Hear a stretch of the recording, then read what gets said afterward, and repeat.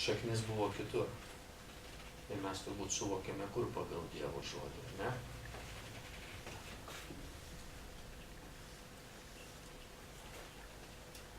Medis pažįstamas Mato Evangelijoje yra parašyta pagal ką? Pagal vaisių. Todėl Teisėjų knyga moko labai nuostabių pamokų. Vidinis sugėdimas, pasekmės išorėje. B. Antras tikslas, kodėl šitą knygą turime Biblijoje.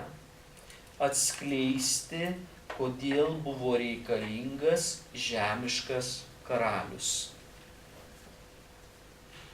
Atskleisti, kodėl buvo reikalingas žemiškas karalius.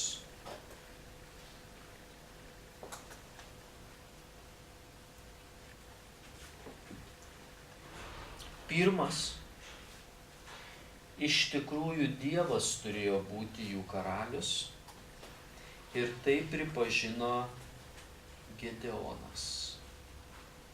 Iš tikrųjų Dievas turėjo būti jų karalius ir tai pripažino Gedeonas. Viktorija, ar galėtumėte mums perskaityti Teisėjų 8:23, prašau.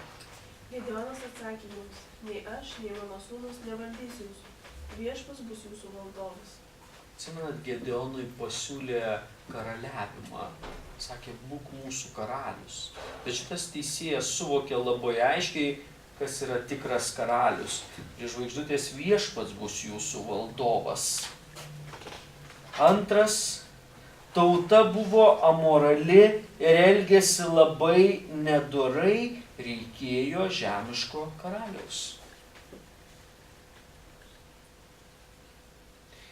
Trečias, mes jau apie tai kalbėjome, kad knygos užrašytojas patvirtina faktą, kad tauta neturėjo karaliaus ir kiekvienas darė, ką norėjo. Kiekvienas darė, ką norėjo. Mes neskaitysime tų pačių eilučių, bet A mažytė raidė netvarka Izraelio tautoje. Netvarka Izraelio tautoje. B. Vėl tas pats netvarka Izraelio tautoje. Vėl šitie du tikslai mums paliudija, kodėl Senajame testamente ir Biblijoje yra Teisėjų knyga. Ir yra kokie nors komentarai, pastebėjimai, nuomonės prieš pradedant 5 romėnišką knygą ir kitos Biblijos knygos. Pakartokit antrą. Antra. B, kur B didžioji raidė. Tauta buvo amorali, elgėsi labai nedorai, reikėjo žemiško karaliaus. Taip. Parašyta, reikėjo žemiško karaliaus. Taip? O kai jie norėjo išrinkti Saulį, ten karalių, tai kažkaip Dievas pasakė, kad jie atmetė mane iš tiesų ir aš leisiu jiems turėti karalius kaip kitas tautas, bet aš šitą nepritariu. Čia vat, šita yra sritis, Vladimirai, kur yra Dievo visa valdystė. Bet jų pats elgesys liudijo, kad jie atmeta Dievą. Ir be abejo, jų elgesys liudijo, kad reikia žemiško karaliaus. Ir be abejonės būtų geriausiai, kad būtų jie priėmę teokratinį valdymą ir tame pasilikę. Bet pati knyga šitoj vietoj įvardina, kad jiem reikėjo žemiško karaliaus. Ir vėlgi jų sugėdimas teisėjų, jau po to, kaip jūs pacitavote 1 Samuelio 9, tik ir parodė, kokiais kriterijais jie išsirinko savo karalių, ar ne? Ir kaip jie prašė to karaliaus. O teokratinis valdymas ėjo per teisėjus, taip? Taip, Teisėjų knygoje teokratinis ir ta pati eilutė, kur kalbėjom apie Gedeoną, Gedeonas labai gerai suvokė teokratinį valdymą, nes jis sakė, viešpats turi būti jūsų valdovas. Tiesiog tokia, gal kaip nuomonė, kad siekimas Dievo palaiminimo labiau negu paties Dievo nesuteikia to visiško pasitenkinimo. Tiesiog, nu, tu gali išmest iš Dievo tam tikrų dalykų, bet tai nereiškia, kad tu būsi dėl to laimingas. Labai teisingai. Apie ką jūs dabar pasakėte, apie tai visa Ekleziasto knyga, ne? Kad žmogus ieškojo pasimėgimo labai daugelyje dalykų, ne? Kaip skaitome, prieisime prie tos knygos, aš per daug neišsiplėsiu.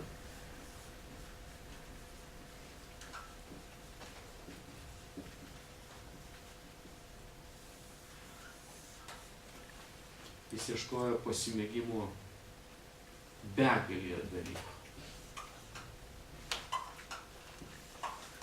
Ir tą bandė, ir tą bandė, ir tą bandė. Ir viską išbandęs jis visą laiką sako vieną žodį.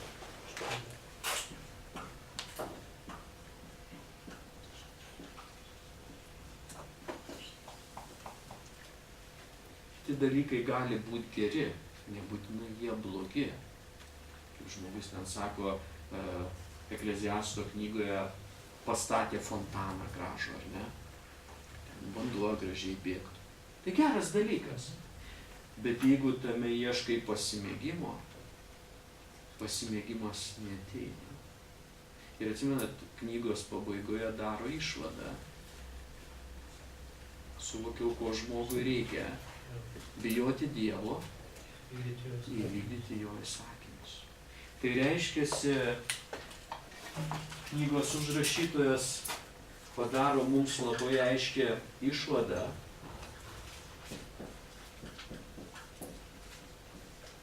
kad pasimėgimas gali būti tik Dieve.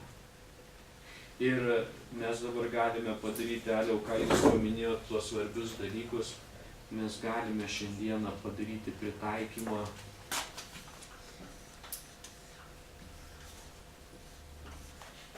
bažnyčiai. Kur bažnyčia šiandieną ieško pasimėgimų?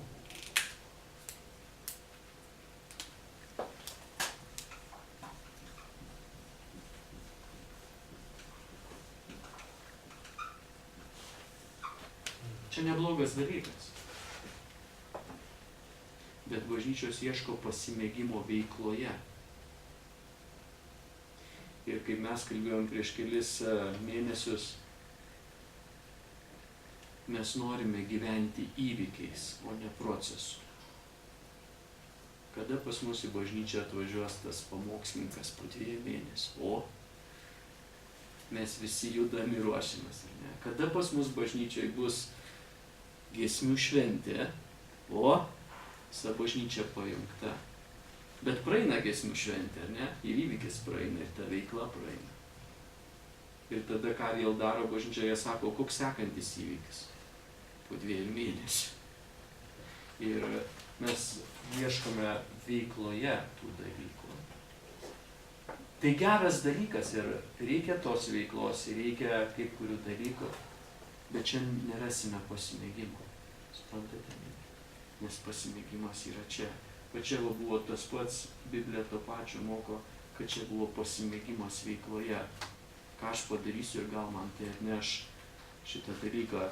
Čia tas pats, kaip man teko kaip kur kalbėti su jaunais žmonėm. Aš taip laukiu vasaros stovyklos. Kodėl? Nes mane mėnesiui atgaivins.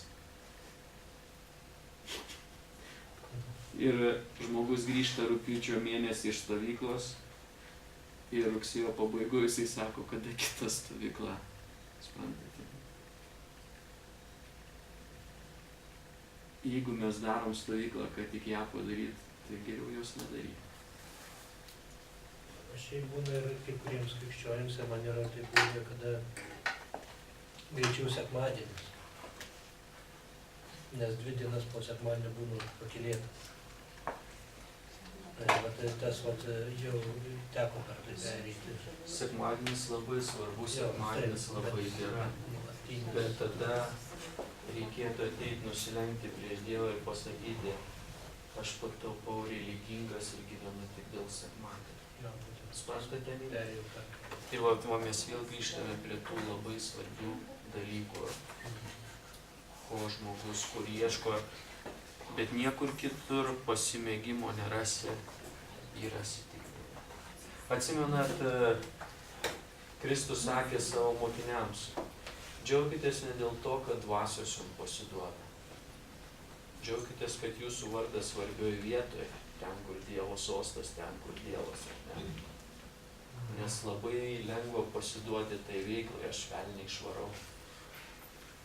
3 velnius išvarau. Matote, man Jonui geriau sekasi negu apaštalui Jonui geriau sekasi negu apaštalui Petrui, ar ne?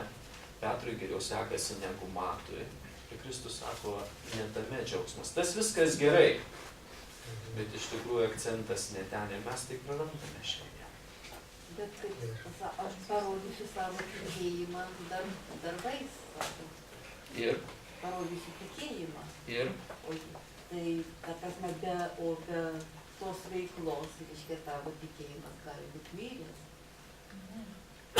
Čia kalbama daugiau apie širdies nuostatas.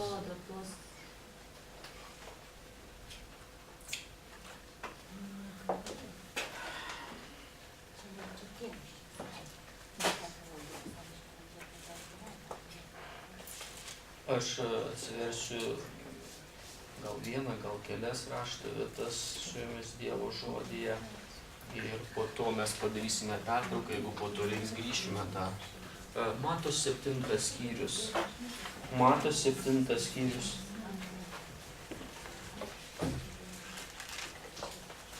Ir Mato 7 skyriuje, kaip jūs atsiversite, kažkas mums prašau paskaitykite 19 eilutę. Kiekvienas medis, kuris neduoda gerų vaisių, nukertamas ir įmetamas į ugnį. Čia 19 buvo. Taip. Tada 18 dar prašau. Geras medis negali duoti blogų vaisių, o blogas gerų. Ką moko 18 eilutė? Kad vaisiai priklauso nuo to, kas yra viduje. Biblija sako, kad geras medis negali, ar ne, duoti blogų vaisių. Tai Biblija sako, ne aš sakau. O blogas medis negali duoti gerų vaisių. Tai parūnai to daryti galima kelias minutės ir po to mes viską grįžinsim. Dabar yra dar kitas dalykas. Jeigu galime tame pačiame skyriuje, jūs Aliau pradėjot skaityti, jums gerai sekasi, tai aš norėjau paprašyti jūsų 21 eilutę paskaityti. Ne kiekvienas, kuris man sako, viešpatie, viešpatie, įeis į dangaus karalystę, bet tas, kuris vykdo valią mano tėvo, kuris yra danguje. Aha, čia labai svarbi eilutė, ar ne? Ir jeigu galima, 22 dabar. Daugelis man sakys aną dieną, viešpatie, viešpatie, argi mes nepranašavome tavo vardu, argi neišvarinėjome demonų tavo vardu, argi nedarėme daugybės stebuklų tavo vardu. Dėkoju. Aš norėjau paklausyti, ar 22 eilutė žmonės buvo veiklų žmonės. Labai. Man atrodo, kad mus visus kartu sudėjus mes jų nepasivytume. Ne? Ir 23 eilutė. Tada aš jiems pareikšiu, aš niekuomet jūsų nepažinojau, šalin nuo manęs jūs piktadariai. Vadinasi, Jėzus sako net šitiem veikliem žmonėm, kad aš niekuomet jų nepažinojau. Tai va, dabar aš grįšiu prie to teiginio. Mano tikėjimas ir mano tikėjimas. Kuom turi remtis tikėjimas? Dievo žodžiu.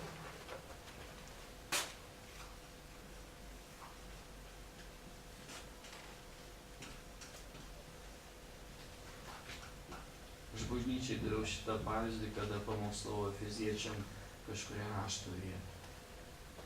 Aš atleiskit, kurie girdėjot, aš atsikartosiu labai greitai. Mano dukra dirba banke. Aš sakiau, kad aš galiu pirmadienį atsikelt ir sakyti savo dukrai, aš važiuoju su tavim kartu į banką. Jinai, aišku, paklaus tėti ko. Ir aš jai galiu sakyti, aš tikiu, kad kaip nuvažiuosiu į tavo banką, man duos šiandieną 100 000 eurų. Aš taip tikiu. Jeigu mano dukra gerai mąsto, jinai paklaustų, kokiu pagrindu tėti. Ir tada mano pagrindas galėtų būti susapnavau praeitą naktį. Tai va, tikėjimas turi kažkuo remtis. Ir kada tikėjimas remiasi tuo, ko reikia, kad remtųsi, iš to išplaukia tai, kas reikia, kad išplauktų, ar ne? Ir geras medis negali duoti blogų vaisių. Ir kada yra tas pagrindas, mes matome 24 eilutėje, kiekvienas, kuris klauso šitų mano žodžių ir juos vykdo, panašus į išmintingą žmogų, pasistačiusi sveikatą savo namą ant uolos. Todėl vėlgi mes matome, kad tikėjimas turi būti į tai, kas turi pagrindą, ir po to iš to išplaukia kiti dalykai, kurie yra labai svarbus ir ką moko Dievo žodis.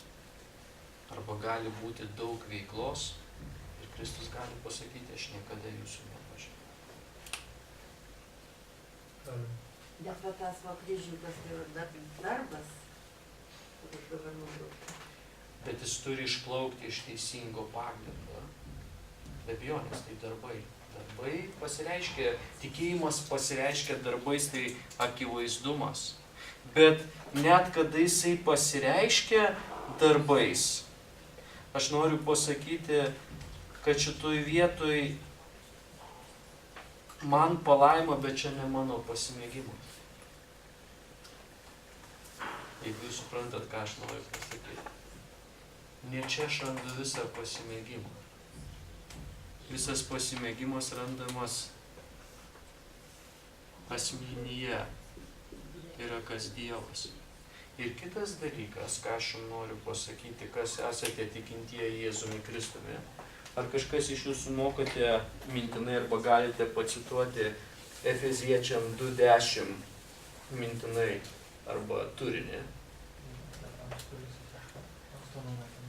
Jūs esate jo kūrinys Kristuje Jėzuje kam? Geriems darbams, kuriuos jis iš anksto paruošė arba kitose dalykuose numatė. Mes net neturime pagrindo girti savo darbais, nes Dievas Kristuje visą tai numatė. Todėl pasimėgimas va čia. Čia svarbu, bet čia ne pasimėgimas mūsų. O kada jau tada reikia kelti tą abejonę, kad tie darbai yra ne iš tikėjimo, ne iš Dievo žodžio?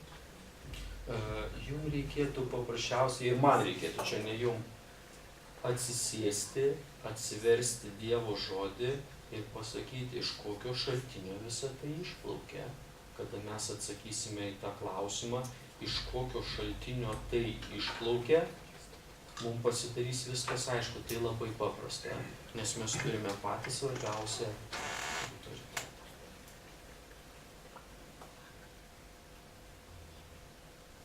Taip, Vladimir. Paskui atiduosime pertrauką visą laiką. Kaip jūs, vat aš nesuprantu šitos eilutės. Jėzus sakė, jeigu jūs turėtumėte tikėjimą, kaip garstyčios sėklą, jūs galėtumėte pasakyti šitam kalnui ten šok į jūrą ir jis tai padarytų. Ką jis turėjo omeny, kad jie turi nepakankamai tikėjimą ir kad jeigu būtų daugiau, tai jie galėtų daryti. Jums reikėtų, Vladimirai, grįžti ir šitą eilutę pasiaiškinti savo kelis kartus perskaičius kontekstą viso to skyriaus.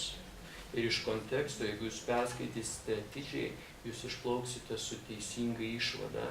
Negalima, kad ar aš, arba jūs, arba kažkas kitas paimtų šitą eilutę ir staigiai mes pritrauktume prie savęs. Prašiausiai visą tą kontekstą reikia atkreipti dėmesį, ką Kur jį randasi tokiam?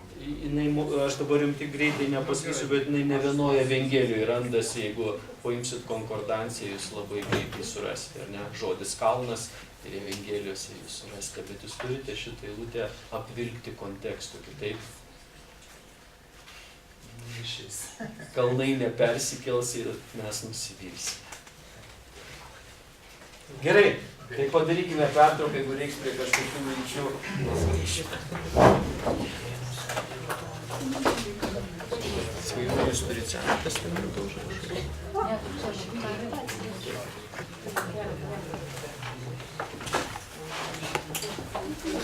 Jūs tikėjime nedikai atsivežė tos kūčių nuo vėgės padarės. Tai žiūrėt. Aš tada žiūrėjau, bet kadangi čia buvo dar taip panašiai, bet jeigu čia yra visi imperatoriai, čia yra... Paskui turiu grąžinti. Ne, mama,